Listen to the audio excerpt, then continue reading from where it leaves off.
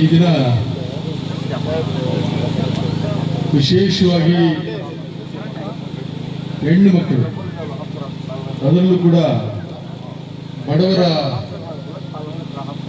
ಹೆಣ್ಣು ಮಕ್ಕಳು ಮತ್ತು ಡ್ರಾಪ್ಔಟ್ಸ್, ಯಾರು ಶಾಲೆಗೆ ಹೋಗಿ ಮಧ್ಯದಲ್ಲಿ ಬೇರೆ ಬೇರೆ ಕಾರಣದಿಂದ ಅವರ ವ್ಯಾಸಂಗವನ್ನು ಮುಂದುವರಿಸಕ್ಕಾಗದೆ ಮನೆಯಲ್ಲಿ ಉಳ್ಕೊಂಡಿರ್ತಾರೆ ಅಂಥವ್ರಿಗೆ ಒಂದು ವಿಶೇಷವಾದಂಥ ಗುರಿಯನ್ನು ಇಟ್ಕೊಂಡು ಇಂಥ ಡ್ರಾಪ್ಔಟ್ಸ್ ಎಲ್ಲ ಕರ್ಕೊಂಡ್ಬಂದು ಮತ್ತೆ ಅವರಿಗೆ ವಿದ್ಯಾಭ್ಯಾಸ ಕೊಡಬೇಕು ಅನ್ನೋ ಉದ್ದೇಶವನ್ನು ಇಟ್ಕೊಂಡು ಮದ್ರಸಾ ಕಟ್ಟಡವನ್ನು ನೂತನವಾಗಿ ಕಟ್ಟಿ ಇವತ್ತು ಪ್ರಾರಂಭೋತ್ಸವ ಮಾಡಲಿಕ್ಕೆ ಬಂದಿರತಕ್ಕಂಥ ವೇದಿಕೆ ಇರತಕ್ಕಂಥ ಎಲ್ಲ ಹಿರಿಯ ಗುರುಗಳಿಗೆ ವಂದಿಸ್ತಾ,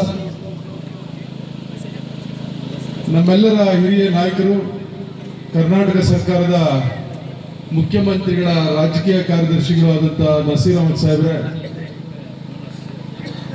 ಸ್ನೇಹಿತರು, ಕೋಲಾರ ವಿಧಾನಸಭಾ ಕ್ಷೇತ್ರದ ಜನಪ್ರಿಯ ಶಾಸಕರು ಆದಂಥ ಕೊತ್ತೂರು ಮಂಜುನಾಥ್ ಅವರೇ, ಮತ್ತು ವೇದಿಕೆಯ ಮುಂಭಾಗದಲ್ಲಿರ್ತಕ್ಕಂಥ ಎಲ್ಲ ಆತ್ಮೀಯರೇ, ವಿಶೇಷವಾಗಿ ಮದ್ರಾಸವನ್ನ ಇವತ್ತು ಉದ್ಘಾಟನೆ ಮಾಡಿಸಿ ಇದರ ಸಂಪೂರ್ಣ ಜವಾಬ್ದಾರಿಯನ್ನು ಹೊತ್ಕೊಂಡಿರ್ತಕ್ಕಂಥ ಮೊಹಮ್ಮದ್ ಆಲಂ ರವರೇ ಮತ್ತು ಎಲ್ಲ ಆತ್ಮೀಯರೇ, ಬಹುಶಃ ನಮ್ಮ ಗುರುಗಳು ಮಾತನಾಡಿದ್ಮೇಲೆ ತಾವು ಸರ್ ಬೇರೆ ಏನು ಮಾತನಾಡಿ ಕೊಡುದಿಲ್ಲ ಅಂತ ನಾನಾದರೂ ಅರ್ಥ ಮಾಡ್ಕೊಂಡಿದ್ದೀನಿ. ನನಗೆ ಹೆಚ್ಚು ಉರ್ದು ಬರದೇ ಇದ್ರು ಕೂಡ ನಿಮ್ಮ ಮಾತು ನನಗೆ ಎದೆಗೆ ತಟ್ಬಿಡ್ತು. ನಿಮ್ಮ ಪ್ರತಿಯೊಂದು ಮಾತು ಕೂಡ ಬಹಳ ಅರ್ಥಪೂರ್ಣವಾಗಿತ್ತು. ನಾನು ಕೇಳಿದೆ ಪಕ್ಕದಲ್ಲಿ ನಮ್ಮ ಗುರುಗಳನ್ನ, ಯಾರು ಬಹಳ ಚೆನ್ನಾಗಿ ಮಾತಾಡ್ತಾ ಇದ್ದಾರೆ, ಬಹಳ ಅರ್ಥಪೂರ್ಣವಾಗಿ ಪ್ರತಿಯೊಬ್ಬರಿಗೂ ಎದೆಗೆ ಮುಟ್ತಕ್ಕಂಥ ಮಾತನಾಡ್ತಾ ಇದ್ದಾರೆ. ನಿಮಗೆ ಸರ್ ಅವರು ನಮ್ಮ ಗುರುಗಳು, ಪ್ರೊಫೆಸರ್ ಇದ್ದಾರೆ ಅಂತ ಹೇಳಿದ್ರು. ಅವ್ರು ಹೇಳಿದ್ಮೇಲೆ ನಮ್ಗೇನು ಹೇಳೋದಕ್ಕೆ ಉಳಿದಿಲ್ಲ. ಇವತ್ತು ವಿದ್ಯೆ ಅಂತಕ್ಕಂಥದ್ದು ಬಹಳ ದೊಡ್ಡ ಆಸ್ತಿ. ಬಹುಶಃ ನಾವು ಯಾವ ಆಸ್ತಿಯನ್ನ ಸಂಪಾದನೆ ಮಾಡಿದ್ರು ಕೂಡ, ಎಷ್ಟೇ ಶ್ರೀಮಂತರಾದ್ರೂ ಕೂಡ ಅವೆಲ್ಲವನ್ನ ಸಂಪಾದನೆನೂ ಮಾಡ್ಬೋದು, ಕಳ್ಕೊಳ್ಳಬಹುದು. ಸಂಪಾದನೆನೂ ಮಾಡ್ಬೋದು, ಕಳ್ಕೊಳ್ಳಬಹುದು. ಆದ್ರೆ ಒಂದು ಸಾರಿ ನಾವು ವಿದ್ಯೆಯನ್ನ ಕಲ್ತ್ಕೊಂಡ್ರೆ, ವಿದ್ಯಾಭ್ಯಾಸವನ್ನು ಪಡ್ಕೊಂಡ್ರೆ, ಅದು ನಮ್ಮ ಜೀವನವನ್ನು ರೂಪಿಸ್ತದೆ, ನಮ್ಮ ಬದುಕನ್ನು ರೂಪಿಸ್ತದೆ, ನಮ್ಮ ಗುರಿಯನ್ನು ತಲುಪಿಸ್ತದೆ. ಅಂಥದಕ್ಕೆ ಪ್ರಮುಖವಾದ ಅಸ್ತ್ರ ಯಾವುದು ಅಂದ್ರೆ ಅದು ವಿದ್ಯಾಭ್ಯಾಸ. ಅದರಲ್ಲೂ ಕೂಡ ವಿಶೇಷವಾಗಿ ಹೆಣ್ಣು ಮಕ್ಕಳಿಗೆ ವಿದ್ಯಾಭ್ಯಾಸ ಕೊಡಬೇಕು. ಹೆಣ್ಮಕ್ಳು ಅಂದ್ರೆ ಬರೀ ಮನೆಗೆ ಮಾತ್ರ ಸೀಮಿತ ಅಲ್ಲ. ಮನೆಯಲ್ಲಿ ಅಡುಗೆ ಮಾಡೋದು, ಮಕ್ಕಳನ್ನ ಹೆರ್ತಕ್ಕಂಥದ್ದು, ಮಕ್ಕಳನ್ನ ಸಾಕ್ತಕ್ಕಂಥದ್ದು, ಗಂಡನ್ನ ಪೋಷಣೆ ಮಾಡೋದು ಅಷ್ಟೇ ಅವರ ಜವಾಬ್ದಾರಿ ಅಲ್ಲ. ಇವತ್ತು ಹೆಣ್ಮಕ್ಕಳಿಗೆ ಅವಕಾಶ ಕೊಟ್ಟರೆ ಏನ್ ಬೇಕಾದ್ರೂ ಸಾಧನೆ ಮಾಡ್ತಾರೆ.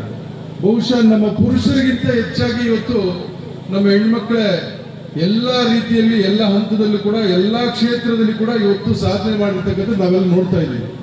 ಇವತ್ತು ನಾವು ನೋಡ್ತಾ ಇರ್ತೀವಿ, SSC ರಿಸಲ್ಟ್ ಬರ್ತದೆ, PUC ರಿಸಲ್ಟ್ ಬರ್ತದೆ. ಯಾವಾಗ ಬಂದರೂ ಕೂಡ ರಿಸಲ್ಟ್ ಬಂದು ಮಾರನೇ ದಿವಸ ನಾವು ಪೇಪರ್ ನೋಡಿದ್ರೆ ಹೆಣ್ಮಕ್ಳು ಮೇಲ್ಗೆ ಅಂತಿರ್ತೀವಿ. ಎಲ್ಲ ರಿಸಲ್ಟ್ಸ್ ಕೂಡ ಹೆಣ್ಮಕ್ಳು ಮೇಲ್ಗೆ ಅಂತಿರ್ತದೆ. ಅದರಲ್ಲೂ ನಾವು 2026ನೇ ಇಸ್ವಿಯಲ್ಲಿ ಇದ್ದೀವಿ. ಇವತ್ತು ಕೂಡ ನಾವು ಹೆಣ್ಮಕ್ಳಿಗೆ ವಿದ್ಯಾಭ್ಯಾಸ ಕೊಡಿಸದೆ ಅವ್ರ ಮನೆಗೆ ಸೀಮಿತರಾಗಿ ಮಾಡ್ಕೊಂಡಿದ್ರೆ ಹೆಂಗೆ ನಾವು ಪ್ರಪಂಚವನ್ನ ಕಟ್ಟೋದಕ್ಕಾಗ್ತದೆ, ಸಮಾಜವನ್ನು ಕಟ್ಟೋದಕ್ಕಾಗ್ತದೆ, ಹೆಂಗೆ ದೇಶವನ್ನು ಕಟ್ಟೋದಕ್ಕಾಗ್ತದೆ? ಅದಕ್ಕಾಗಿನೇ ಇವತ್ತು ಎಲ್ಲ ಸರ್ಕಾರಗಳು ಕೂಡ, ಬಂದಂತ ಸರ್ಕಾರಗಳು ಹೆಣ್ಮಕ್ಳಿಗೆ ವಿದ್ಯಾಭ್ಯಾಸವನ್ನು ಕೊಡಬೇಕು ಅಂತೇಳಿ ಸಾಕಷ್ಟು ಪ್ರೋತ್ಸಾಹವನ್ನು ಮಾಡ್ತಾ ಬಂದಿದ್ದಾರೆ. ಅದರಲ್ಲೂ ವಿಶೇಷವಾಗಿ ನಮ್ಮ ಸರ್ಕಾರಗಳು ಬಂದಂತ ಸಂದರ್ಭದಲ್ಲಿ ವಿಶೇಷವಾಗಿ ಮೈನಾರಿಟೀಸ್ಗೆ ಹೆಚ್ಚು ಹೆಚ್ಚು ಕಾರ್ಯಕ್ರಮಗಳನ್ನು ರೂಪಿಸೋದ್ರ ಮೂಲಕ ಇವತ್ತು ಸಾಕಷ್ಟು ವಸತಿ ಶಾಲೆಗಳು, ಮೈನಾರಿಟಿ ಡಿಪಾರ್ಟ್ಮೆಂಟ್ನಿಂದ ವಸತಿ ಶಾಲೆಗಳನ್ನು ಕೂಡ ತೆರೆದು ಇವತ್ತು ಆ ಮೈನಾರಿಟಿ ಏನು ಮಕ್ಕಳಿರ್ತಾರೆ ಅವ್ರಿಗೂ ಕೂಡ ಹೆಚ್ಚು ವಿದ್ಯಾಭ್ಯಾಸ ಸಿಗಬೇಕು, ಬಡವರ ಮಕ್ಕಳಿಗೆ ಹೆಚ್ಚು ವಿದ್ಯಾಭ್ಯಾಸ ಸಿಗಬೇಕು ಅಂತೇಳಿ ಸಾಕಷ್ಟು ಕಾರ್ಯಕ್ರಮಗಳನ್ನು ರೂಪಿಸಿದ್ದೇವೆ. ಇವತ್ತು ಸರ್ಕಾರದ ಬಹಳ ದೊಡ್ಡ ಜವಾಬ್ದಾರಿ ಎಲ್ಲರಿಗೂ ಕಡ್ಡಾಯವಾಗಿ ಶಿಕ್ಷಣವನ್ನು ಕೊಡಬೇಕು ಅಂತೇಳಿ. ಆದರೆ ಎಲ್ಲವನ್ನೂ ಸರ್ಕಾರನೇ ಮಾಡಕ್ಕೆ ಸಾಧ್ಯ ಇಲ್ಲ. ಇವತ್ತು ಎಲ್ಲವನ್ನೂ ಸರ್ಕಾರ ಮಾಡಬೇಕು ಅಂದ್ರೆ ಬಹುಶಃ ನಮ್ಮ ಬಡ್ಜೆಟ್ ಅನ್ನ ಎಲ್ಲ ದುಡ್ಡು ನಾವು ಶಿಕ್ಷಣಕ್ಕೆ ಕೊಡಬೇಕಾಗ್ತದೆ. ಅಂತ ಸಂದರ್ಭದಲ್ಲಿ ಇವತ್ತು ಬಹಳಷ್ಟು ಖಾಸಗಿ ಸಂಸ್ಥೆಗಳು ಕೂಡ ಒಳ್ಳೊಳ್ಳೆ ವಿದ್ಯಾಸಂಸ್ಥೆಗಳನ್ನು ತೆಗೆದು ಇವತ್ತು ಸರ್ಕಾರ ಕೊಡ್ತಕ್ಕಂಥ ಏನು ಶಿಕ್ಷಣವನ್ನ ಅವರ ಹೆಗಲ ಮೇಲೆ ಹೊತ್ಕೊಂಡು ಆ ಎಲ್ಲ ಭಾರವನ್ನು ಅವ್ರ ಹೆಗಲ ಮೇಲೆ ಹೊತ್ಕೊಂಡು ಸಾಕಷ್ಟು ವಿದ್ಯಾಭ್ಯಾಸವನ್ನು ಕೊಡ್ತಾ ಇದ್ದಾರೆ. ಅದರಲ್ಲೂ ಕೂಡ ಇವತ್ತು ಅಲ್ಪಸಂಖ್ಯಾತರಲ್ಲಿ ಮದ್ರಾಸಗಳು, ಮದ್ರಾಸ ಅಂದರೆ ನಾನು ತಿಳ್ಕೊಂಡಿರೋ ಶಾಲೆ, ಕಲಿಕಾ ಕೇಂದ್ರ, ಅಲ್ಲಿ ಏನು ಕುರಾನ್ ಬಗ್ಗೆ ಹೇಳ್ತಾರೆ, ಧಾರ್ಮಿಕ ವಿಚಾರಗಳನ್ನು ತಿಳಿಸ್ತಾರೆ ಮತ್ತು ಶೈಕ್ಷಣಿಕ ವಿಚಾರಗಳನ್ನು ಕೂಡ ತಿಳಿಸ್ತಾರೆ ಅಂತಕ್ಕಂಥದ್ದು ನಾನು ತಿಳ್ಕೊಂಡಿದ್ದೀನಿ. ಅಂತ ಮದ್ರಾಸಗಳು ಕೂಡ ಇವತ್ತು ಹೆಚ್ಚು ಜವಾಬ್ದಾರಿಯನ್ನು ತೆಗೆದುಕೊಂಡು ಇವತ್ತು ಪಕ್ಕದಲ್ಲೇ ನಮ್ಮ ಗುರುಗಳು ಬಹಳ ಒಳ್ಳೆ ಮದ್ರಾಸ ಮಾಡಿದ್ದಾರೆ. ಸುಮಾರು 250-260 ಜನ ಅಲ್ಲಿ ವಿದ್ಯಾಭ್ಯಾಸವನ್ನು ಮಾಡ್ತಾ ಇದ್ದಾರೆ. ಅಂದ್ರೆ ಅಲ್ಲಿ ಗಂಡು ಮಕ್ಕಳಿಗೆ ಮಾಡಿದ್ದಾರೆ. ಇವತ್ತು ಮೊಹಮ್ಮದ್ ಅಲಂ ಅವರು ಹೆಣ್ಮಕ್ಕಳಿಗೆ ಒಂದು ಮದ್ರಾಸ ತೆಗೆದು ಬಡವರ ಮಕ್ಕಳಿಗೆ ಡ್ರಾಪ್ ಔಟ್ ಆದಂಥವ್ರಿಗೆ ತೆಗೆದು ಇವತ್ತು ಉತ್ತಮವಾದಂಥ ಕಾರ್ಯಕ್ರಮವನ್ನು ಮಾಡ್ತಾ ಇದ್ದಾರೆ. ನಾನು ಅಲ್ಲಾನಲ್ಲಿ ಪ್ರಾರ್ಥನೆ ಮಾಡೋದಿಷ್ಟೇ, ಅವ್ರಿಗೆ ಹೆಚ್ಚು ಶಕ್ತಿಯನ್ನು ಕೊಡಲಿ.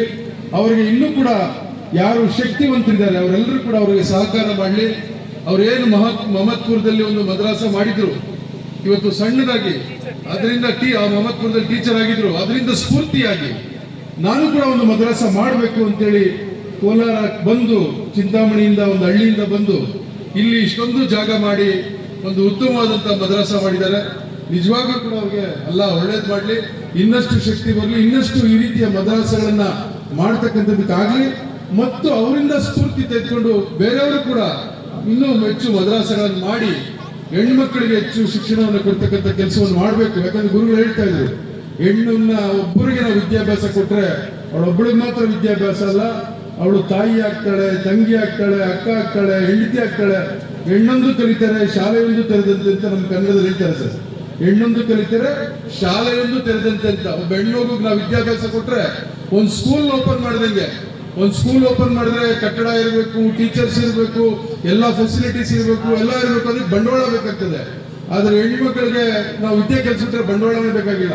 ಅದೇ ಬಂಡವಾಳ ನಿಂತ್ಕೊಂಡು, ವಿದ್ಯೆಯನ್ನ ಬಂಡವಾಳ ನಿಂತ್ಕೊಂಡು ಎಲ್ಲರನ್ನೂ ಶಿಕ್ಷಿತರನ್ನಾಗಿ ಮಾಡ್ತಾಳೆ, ಸಮಾಜಕ್ಕೆ ಒಳ್ಳೆ ಮಕ್ಕಳನ್ನು ಕೊಡ್ತಾಳೆ, ಸಮಾಜಕ್ಕೆ ಒಳ್ಳೆ ಗಂಡನನ್ನು ಕೊಡ್ತಾಳೆ, ಸಮಾಜಕ್ಕೆ ಒಳ್ಳೆ ವಿದ್ಯಾಭ್ಯಾಸವನ್ನು ಕೊಡ್ತಾಳೆ ಅಂತ ಹೇಳ್ತಾ ಇವತ್ತಿಲ್ಲಿ ನಮ್ಮನ್ನು ಕರೆಸಿ ಮೊಹಮ್ಮದ್ ಅಲಂ ಅವರು ಮತ್ತು ಅವರ ತಂಡದ ಎಲ್ಲ ಸದಸ್ಯರು ಇವತ್ತು ನಮಗೆ ಇಲ್ಲಿ ಗೌರವಿಸಿ ಮಾತನಾಡಕ್ಕೆ ಅವಕಾಶ ಕೊಟ್ಟಂತ ಎಲ್ಲರಿಗೂ ಒಂದ್ಸಿ ನನ್ನ ಮಾತು ಮುಗಿಸ್ತೇನೆ. ನಮಸ್ಕಾರ. Thank you very much, sir. Thank you, sir. अब आखिर में